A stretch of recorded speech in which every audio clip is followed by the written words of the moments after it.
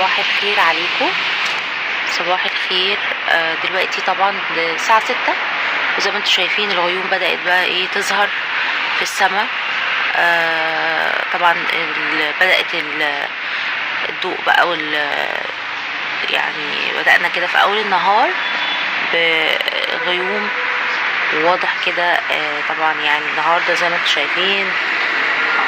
عايزه اوريكم، بصوا الميه، بصوا العربيه معديه ازاي، بصوا الميه. بس عايزه اوريكم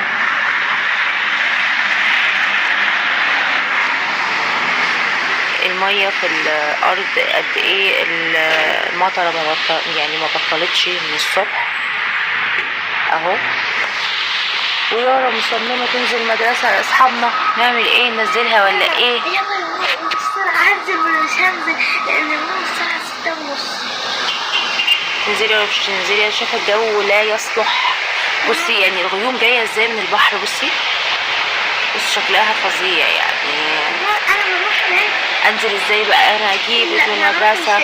هي عشان المدرسه جنبك وانتي ما تجيش لوحدك. بصي شكل السما عامل ازاي. بصي شكل السماء يعني النوى النهارده تبقى شديده. وانا لو مطرت عليا يعني في الوقت اللي انتي بتيجي فيه انا مش هجيبك. مش هتبقى رميساء مش هتروح. رميساء بتسمع الكلام، لو قلت لها مش هتسمع الكلام. انا ما بسمعش الكلام. بصي شكل الدنيا يعني لا يصلح والله ان انتي تروحي. يا جماعه مش مبطله مطر، هي كده هدنه كده دقايق وهتشتغل. وانت امبارح قلتي الدنيا برد. بس عامله ازاي. بصي الشوارع مفتريه. وقفي تاني.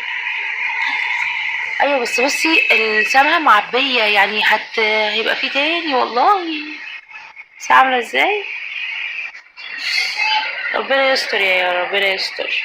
احنا مش عارفين نروح مدارس يا جماعه في الشتاء هنا في اسكندريه. يلا صباح الخير عليك حبايبي. لا بصي هناك كمان، بصي هناك، بصي الشكل هناك غامق.